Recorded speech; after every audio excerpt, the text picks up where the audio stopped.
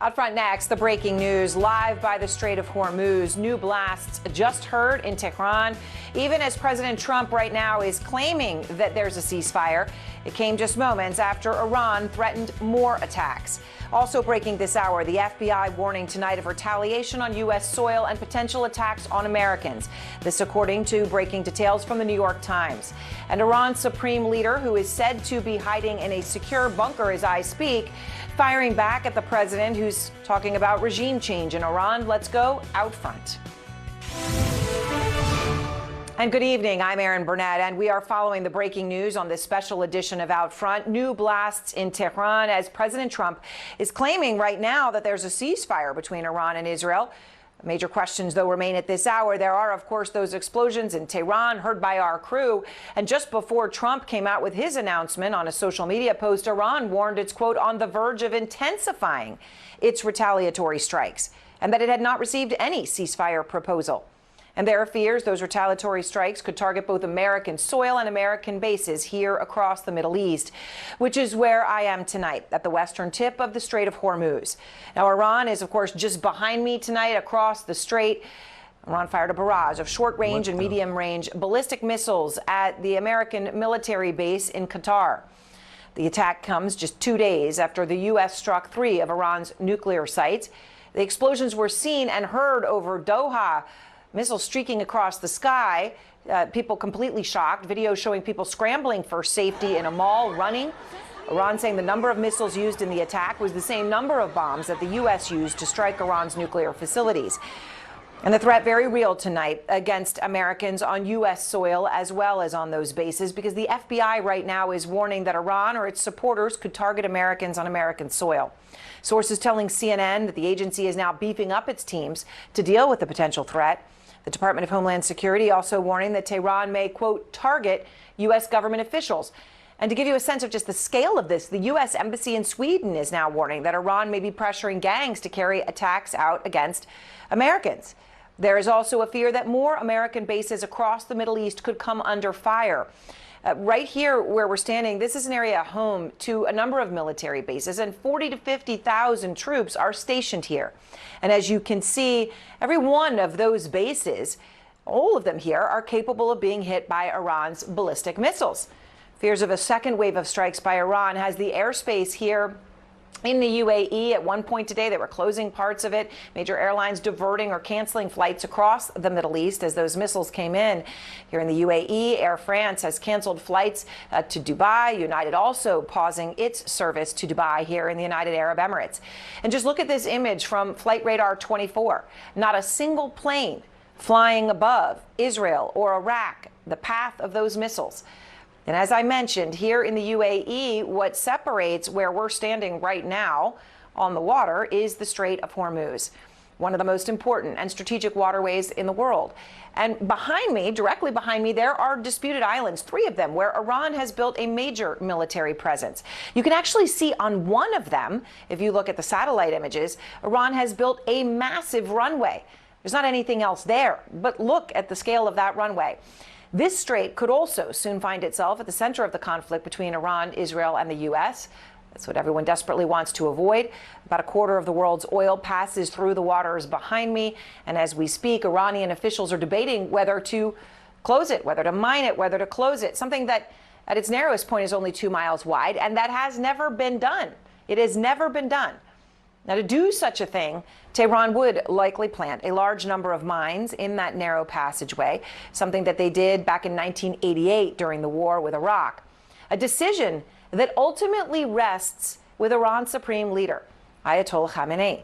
And he is now hiding, we understand, in a secure underground bunker, reportedly cut off from all electronic communications in an effort to make it harder to find him. And that is not stopping the Trump administration, though, from sending him this message. I can assure you the administration is actively and closely monitoring the situation in the Strait of Hormuz, and the Iranian regime would be foolish to make that decision.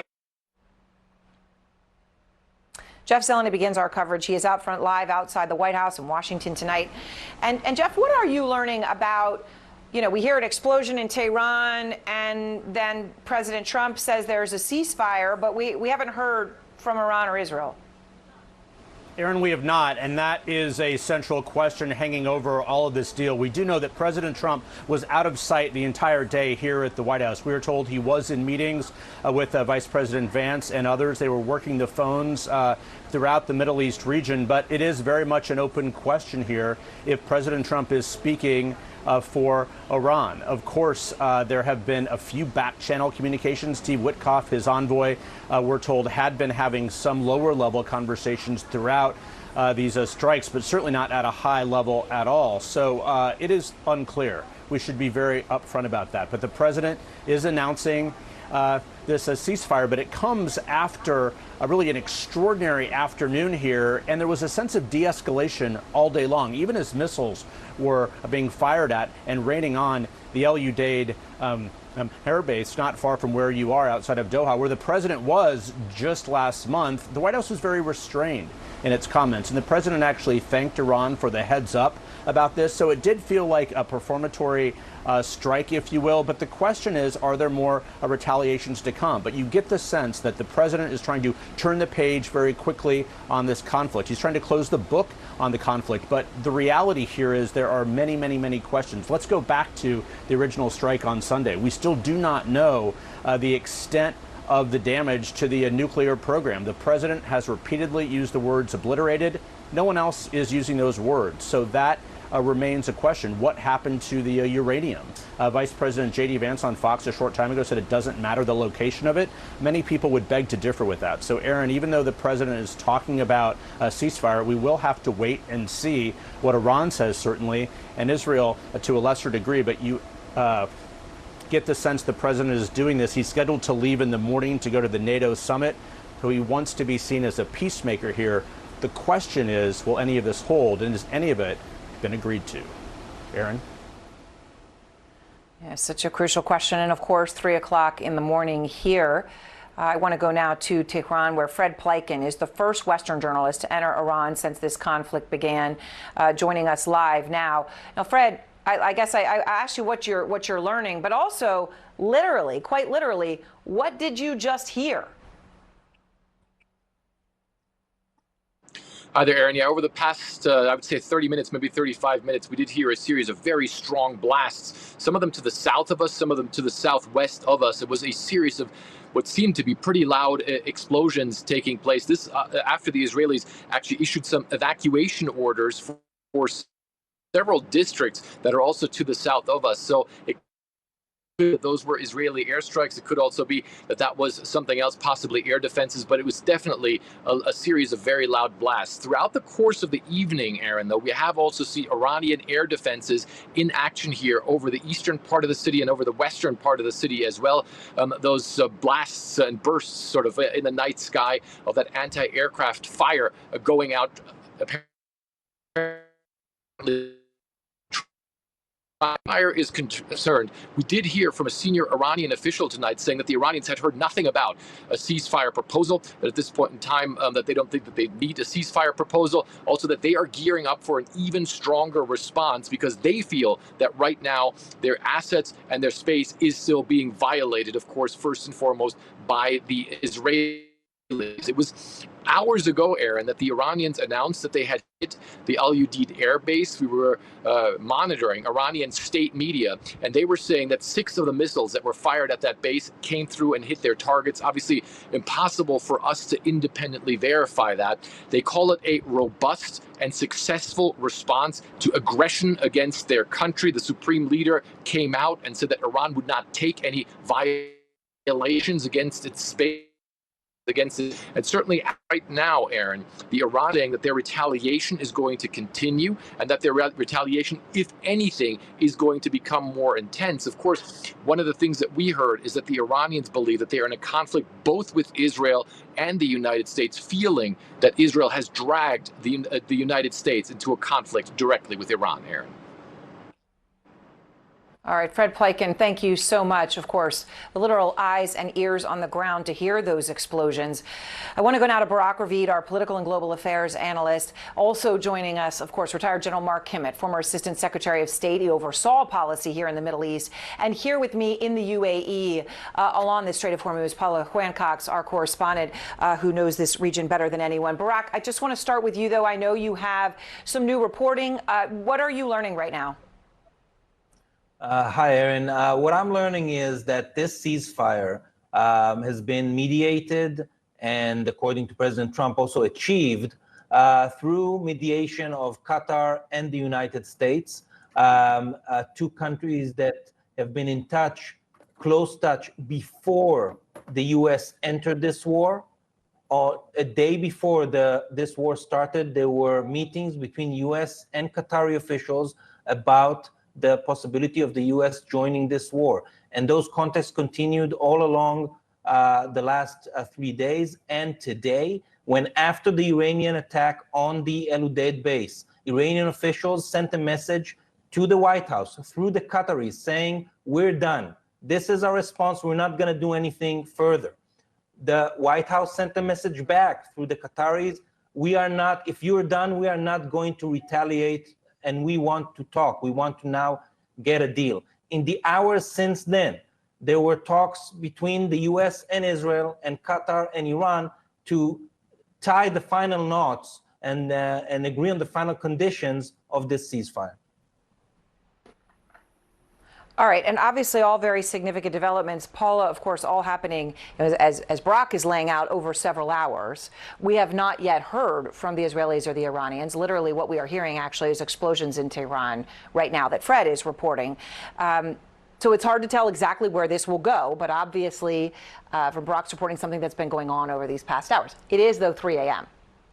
Exactly, and the announcement that the president gave was 2 a.m. here, 1 a.m. in Saudi. Now, clearly, the leaders of these countries are watching this very closely. They will be keeping everything crossed that this is all accurate and that this is, in fact, a ceasefire that is going to hold. It's remarkable what Barak was saying there, the fact that Qatar is front and center with this. I mean, considering Qatar is the country that effectively was targeted, or at least the missiles U.S. were base. Coming over in Doha today. Exactly. I mean, Qatar has made its name as being a mediator in the region. It's been mediating between Hamas and Israel. It's been mediating and helping as well with Russia and Ukraine. And now it's mediating at the same time as it is seeing incoming missiles. So no one in the region wants this to continue. Every leader is going to be keeping everything crossed that this is, in fact, the case, and it's true. Yeah, I mean, incredible. You see those images of people running in a mall, and really the only warning they had in Doha earlier was a shelter in place from the U.S. Embassy,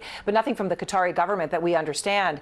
General Kimmett, so, the senior Iranian official, talking to Fred, saying they had not received a ceasefire proposal. Now, what they say and what happened obviously don't necessarily need to be the same thing.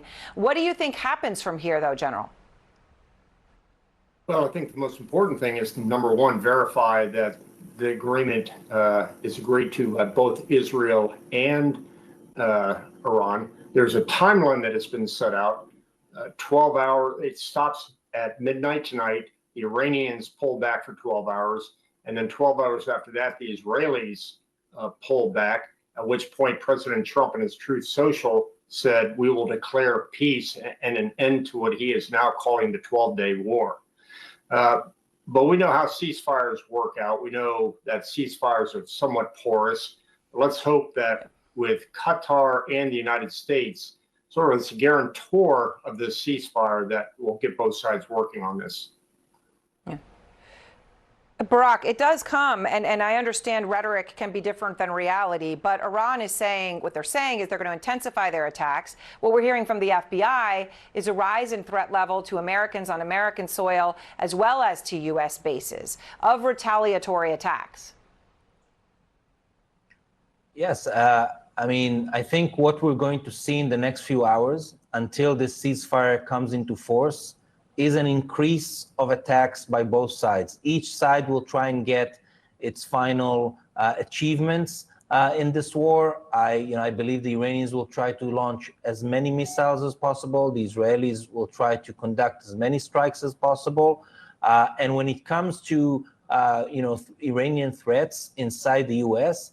This is obviously something that the FBI, I think, has been following on a daily basis, but in the last 12 days, even more. But I have to say, I'm not sure the Iranians, after the last 12 days, the first thing that they'll try to do is to conduct a terrorist attack on U.S. soil. This would be a massive escalation that for sure will lead to more U.S. strikes on Iran, and the country at the moment is not in the best shape.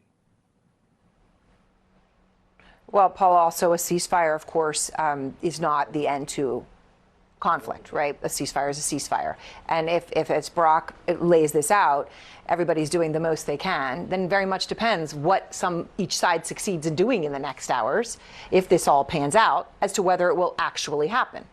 Absolutely, and you know that every single country in this region is going to be on tenterhooks, because the fact that Qatar could be targeted in that way. I mean, Saudi and the UAE, for example, there's no love lost between them and Iran. Now, in recent months, they've been making overtures to Iran, trying to, lower the tensions. But certainly, they know that they could become a target because there are U.S. military bases here as well. It's interesting, with all their condemnations of the violation of Qatar's sovereignty, not one of the countries in the region mentioned U.S. bases. And the fact that it was the U.S. that was targeted. It was almost as though they were trying not to remind Iran that they have, thousands of U.S. troops and this presence here as well. And another interesting thing as well is it was only last month that President Trump was here in the UAE, in Qatar, at that base that was targeted, in Saudi. The red carpet treatment, he was talking about billions of dollars of deals. He mentioned the birth of a new Middle East.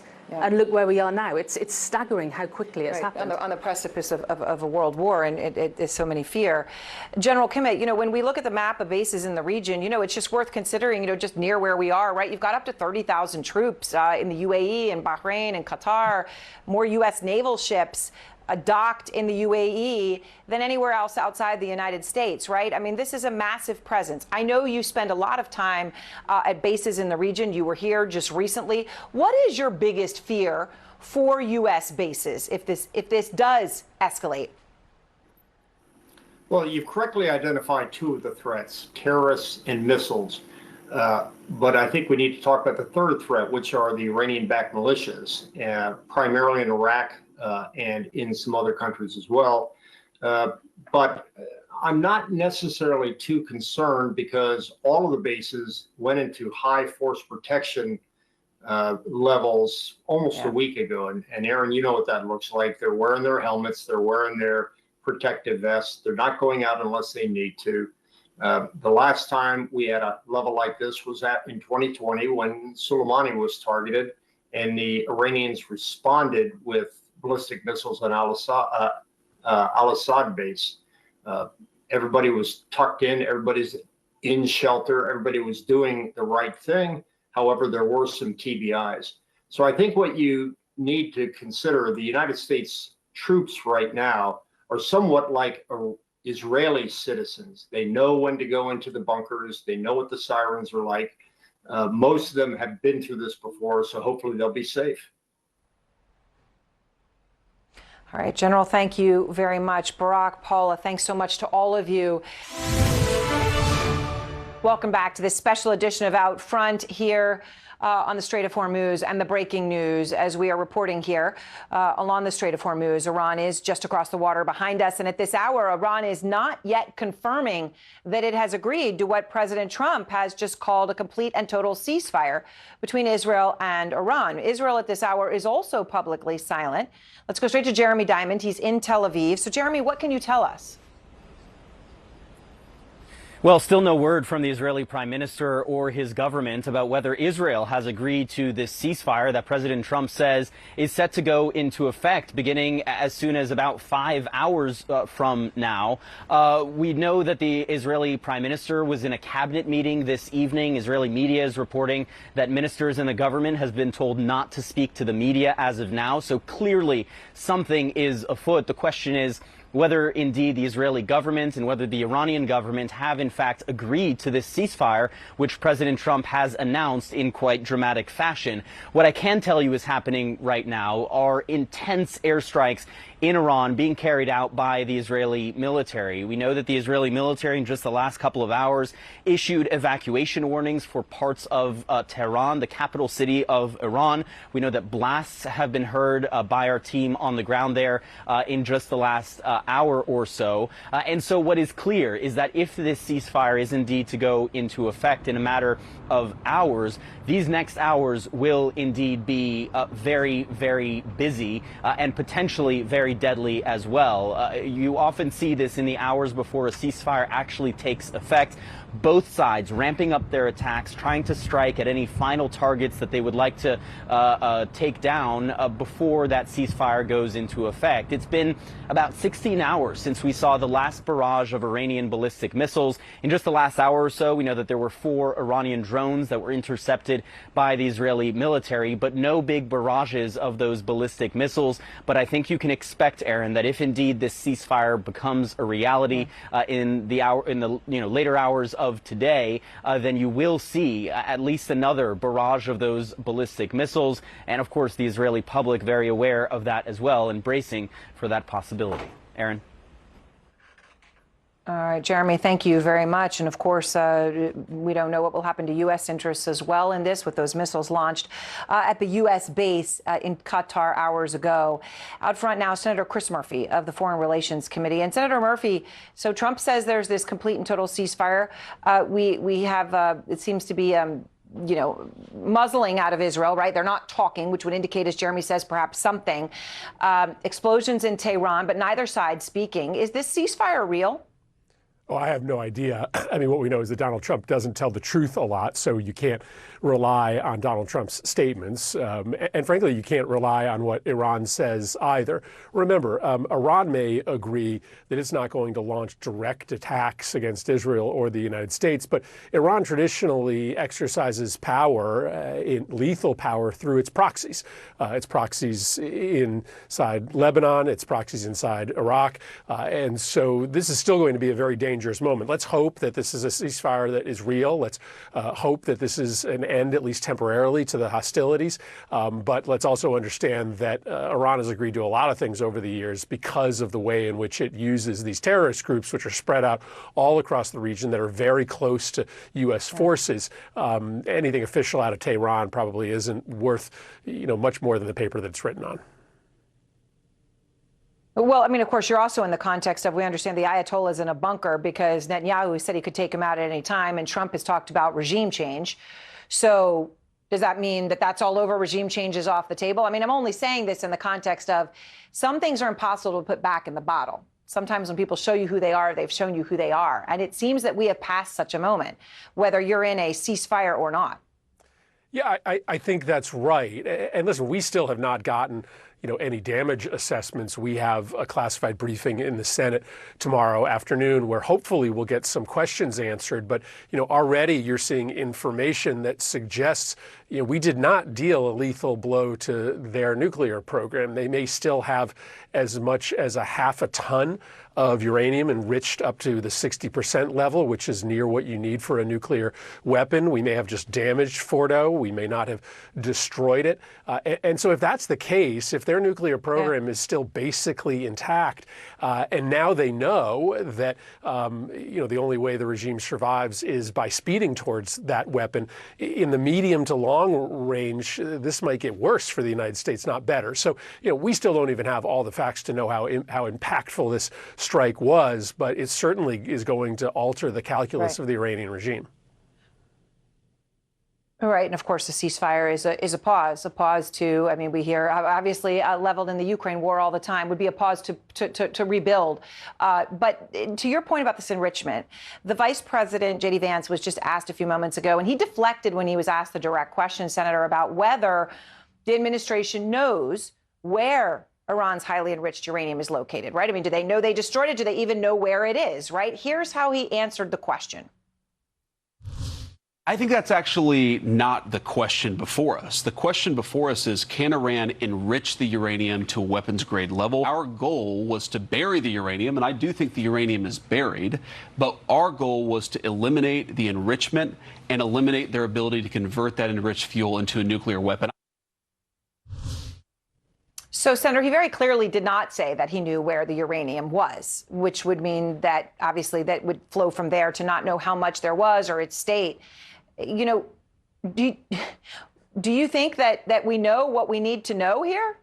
Well, again, I mean, we'll know more in the Senate tomorrow, but yes, that looks like a deliberate dodge. It does appear that the administration knows that it did not, in fact, eliminate all of, and maybe not even most of, their enriched uranium. Yes, if you have damaged some of their equipment that allows for you to continue to process and convert that uranium, there is a temporary benefit, but equipment is just equipment. It can be rebuilt. And what we have really done here is empower the Russians, because the Russians have always hinted at being more deeply allied with Iran and perhaps a nuclear research component to that alliance. If Russia decided that it was going to help Iran rebuild their nuclear program, we wouldn't be setting them back years. We would probably only be setting them back months. And at a moment when we really don't want to give Russia and Vladimir Putin any more leverage, we've handed them some pretty substantial leverage because the uranium's still there. Likely, all Iran needs is some new equipment. Russia's got plenty of that. Yeah, and of course, that meeting today in Moscow, so important. Senator, I really appreciate your time, and thank you so very much. Next, the Iranian Supreme Leader, as we've said, right now hiding in a bunker, reportedly preparing for the possibility of his own potential death and assassination. But who would replace him? Plus, the Strait of Hormuz, right behind where I'm standing tonight, one of the most important waterways in the world. Tonight, Iran is threatening, as part of its intensification of the conflict, to shut it down.